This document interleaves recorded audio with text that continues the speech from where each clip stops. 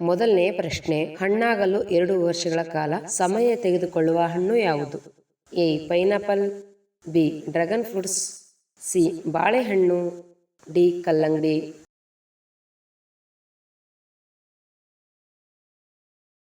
ಉತ್ತರ A pineapple. ಎರಡನೇ ಪ್ರಶ್ನೆ, ಯಾವ ಪ್ರಾಣಿ ಮನುಷ್ಯನಂತೆ ಅಳುತ್ತದೆ? ಎ ಹಸು, ಬಿ ಕರಡಿ, ಸಿ ಕೋತಿ, ಡಿ ಬೆಕ್ಕು.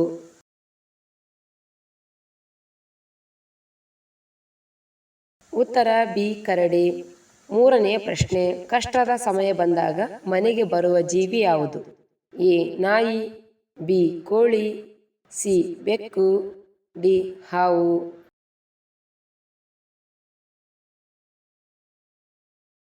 ಉತ್ತರ ಎ ನಾಯಿ. ಹಿಂದೂ ನಂಬಿಕೆ ಪ್ರಕಾರ ಬೀದಿ ನಾಯಿ ಮನೆಗೆ ಬರುವುದು ಕೆಟ್ಟ ಸಮಯದ ಸಂಕೇತ ಎಂದು ಬಹಳ ಹಿಂದಿನಿಂದಲೂ ನಂಬಲಾಗಿದೆ. ನಾಲ್ಕನೇ ಪ್ರಶ್ನೆ, ಹುಟ್ಟಿದ ಮಗುವನ್ನು ಸೂರ್ಯನಿಗೆ ತೋರಿಸುವ ಹಕ್ಕಿ ಅಥವಾ ಪಕ್ಷಿ ಯಾವುದು? ಎ ಕಾಗೆ, ಬಿ ನವಿಲು, ಸಿ ಮೈನಾ, ಡಿ ಗಿಡುಗ.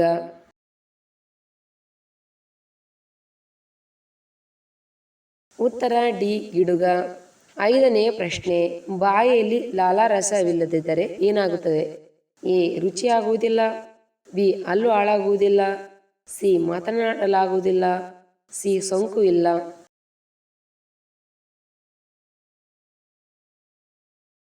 ಉತ್ತರ ಎ ರುಚಿ ಆಗುವುದಿಲ್ಲ. ಆರನೇ ಪ್ರಶ್ನೆ, ಚೆಸ್ ಯಾವ ದೇಶದ ರಾಷ್ಟ್ರೀಯ ಆಟವಾಗಿದೆ? A Bharat, B England, C Pakistan, D Russia.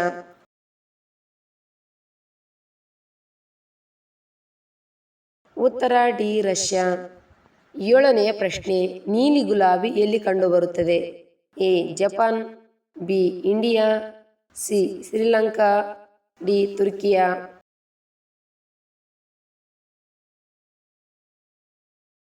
ಉತ್ತರ ಬಿ ಇಂಡಿಯಾ. ಎಂಟನೇ ಪ್ರಶ್ನೆ, ಭೂಮಿಯ ಮೇಲೆ ಅತ್ಯಂತ ವಿಷಕಾರಿ ಜಾತಿ ಯಾವುದು? ಎ ಮೊಸಳೆ, ಬಿ ಆಮೆ, ಸಿ ಬೆಕ್ಕು, ಡಿ ಕಪ್ಪೆ.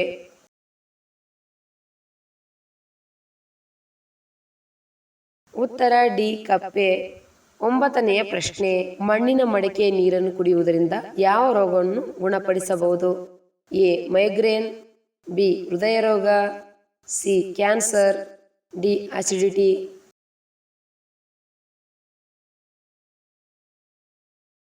ಉತ್ತರ ಡಿ ಅಸಿಡಿಟಿ. ಹತ್ತನೆಯ ಪ್ರಶ್ನೆ, ಹಳಸಿದ ಚಪಾತಿ ತಿನ್ನುವುದರಿಂದ ಯಾವ ರೋಗ ವಾಸಿಯಾಗುತ್ತದೆ? ಎ ಮಲಬದ್ಧತೆ, ಬಿ ಶುಗರ್, ಡಿ ಹೊಟ್ಟೆ ಉಬ್ಬರ, ಡಿ ಕಿಡ್ನಿ ಕಲ್ಲು.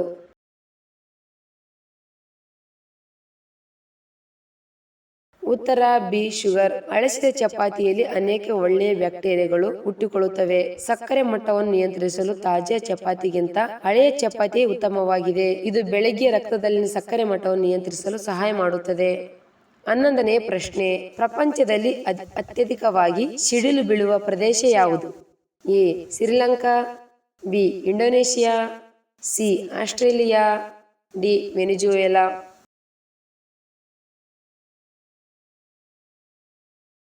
ಉತ್ತರ ಡಿ ವೆನಿಜುವೆಲಾ. 12ನೇ ಪ್ರಶ್ನೆ, ಯಾವ ಪ್ರಾಣಿ ಮನುಷ್ಯನಂತೆ ಮಲಗುತ್ತದೆ?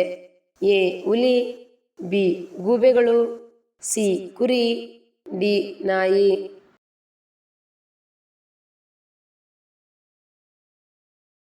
ಉತ್ತರ ಡಿ ನಾಯಿ. 13ನೇ ಪ್ರಶ್ನೆ, ಮೂಳೆಗಳು ಬದಲಾಗಲು ಎಷ್ಟು ಸಮಯ ತೆಗೆದುಕೊಳ್ಳುತ್ತದೆ?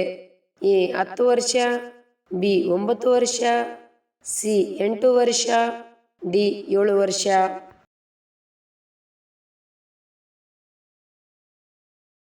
ಉತ್ತರ ಎ 10 ವರ್ಷ. 14ನೇ ಪ್ರಶ್ನೆ, ಸಕ್ಕರೆಯನ್ನು ಮೊದಲು ಕಂಡುಹಿಡಿದ ದೇಶ ಯಾವುದು? A Sweden, B Nepal, C China, D Bharat.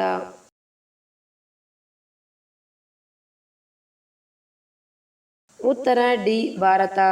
15ನೇ ಪ್ರಶ್ನೆ, ಕಾಮಾಲೆ ರೋಗ ಯಾವ ಅವಯವದ ವೈಫಲ್ಯದಿಂದ ಬರುತ್ತದೆ? A liver, B kidney, C ಮೂತ್ರಪಿಂಡ, ಡಿ ಶ್ವಾಸಕೋಶ.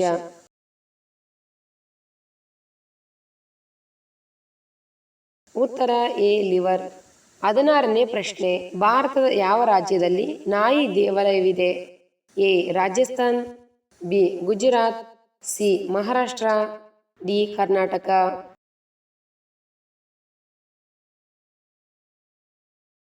ಉತ್ತರ ಡಿ ಕರ್ನಾಟಕ. 17ನೇ ಪ್ರಶ್ನೆ, ಬಿಸಿ ನೀರು ಕುಡಿಯುವ ಅಭ್ಯಾಸ ಇರುವ ಜನರಲ್ಲಿ ಬಾರದೇ ಇರುವ ವ್ಯಾಧಿ ಯಾವುದು? ಎ ಹೃದಯಾಘಾತ, ಬಿ ಪಕ್ಷವಾತ, ಡಿ ಅಸ್ತಮಾ, ಡಿ ಮರೆಗುಳಿತನ.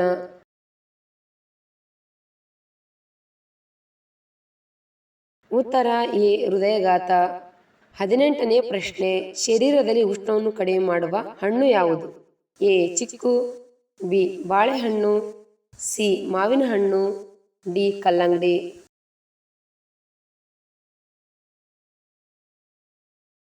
ಉತ್ತರ ಡಿ ಕಲ್ಲಂಗಡಿ.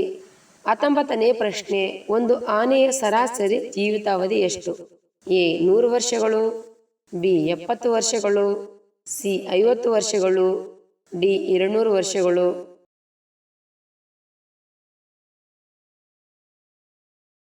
ಉತ್ತರ ಬಿ 70 ವರ್ಷಗಳು. 20ನೇ ಪ್ರಶ್ನೆ, ನವಜಾತ ಶಿಶು ಯಾವ ಬಣ್ಣಗಳನ್ನು ನೋಡಬಹುದು? ಎ ಕಪ್ಪು, ಬಿ ಕೆಂಪು, ಸಿ ಹಸಿರು, ಡಿ ನೀಲಿ.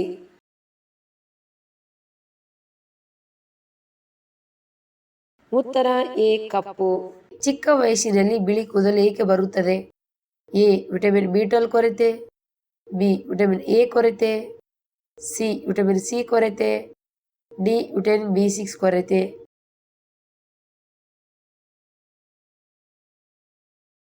ಉತ್ತರ ಎ ವಿಟಮಿನ್ ಬಿ6 ಕೊರತೆ. ಪ್ರಸ್ತುತ ಕಾಲದಲ್ಲಿ ಅನೇಕ ಯುವಕರು ಬಿಳಿ ಕೂದಲಿನ ಸಮಸ್ಯೆಯಿಂದ ತೊಂದರೆಗೀಡಾಗಿದ್ದಾರೆ. ಚಿಕ್ಕ ವಯಸ್ಸಿನಲ್ಲಿ ಬಿಳಿ ಕೂದಲಿನ ಸಮಸ್ಯೆ ಬರಲು ಅನೇಕ ಕಾರಣಗಳಿವೆ. ದೇಹದಲ್ಲಿ ವಿಟಮಿನ್ ಬಿ12 ಕೊರತೆ ಚಿಕ್ಕ ವಯಸ್ಸಿನಲ್ಲಿ ಬಿಳಿ ಕೂದಲು ಬರಲು ಪ್ರಮುಖ ಕಾರಣ. ಸಕ್ಕರೆಯನ್ನು ಯಾವ ರಸದಿಂದ ಪಡೆಯಲಾಗುತ್ತದೆ? ಎ ಅನಾನಸ್ ರಸ, ಬಿ ಕಬ್ಬಿನ ರಸ, ಸಿ ದ್ರಾಕ್ಷಿ ರಸ, ಡಿ ಸೇಬು ರಸ.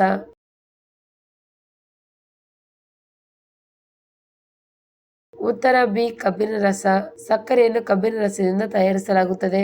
ಚರ್ಮದ ಕಾಯಿಲೆ ಇರುವವರು ಏನನ್ನು ತಿನ್ನಬಾರದು? ಎ ಮೀನು, ಬಿ ಚಿಕನ್, ಸಿ ಒಣ ಹಣ್ಣುಗಳು, ಡಿ ಸಿಹಿ ತಿಂಡಿಗಳು.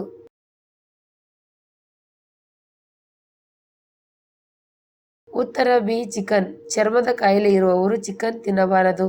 ಮಕ್ಕಳು ಏನು ಕುಡಿದರೆ ಬೇಗ ಮಾತನಾಡುತ್ತಾರೆ? ಎ ಹಾಲು, ಬಿ ತುಪ್ಪ, ಸಿ ಮೊಸರು, ಡಿ ಜೇನುತುಪ್ಪ.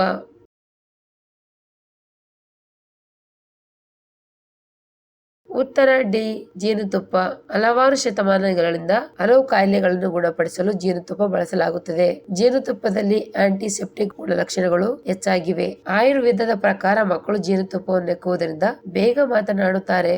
ಶ್ವಾಸಕೋಶವನ್ನು ಆರೋಗ್ಯವಾಗಿಡಲು ಯಾವ ಜ್ಯೂಸ್ ಕುಡಿಯಬೇಕು? ಎ ಬಾಳೆಹಣ್ಣು ಜ್ಯೂಸ್, ಬಿ ದಾಳಿಂಬೆ ಜ್ಯೂಸ್, ಸಿ ದ್ರಾಕ್ಷಿ ಜ್ಯೂಸ್, ಡಿ ಕ್ಯಾರೆಟ್ ಜ್ಯೂಸ್.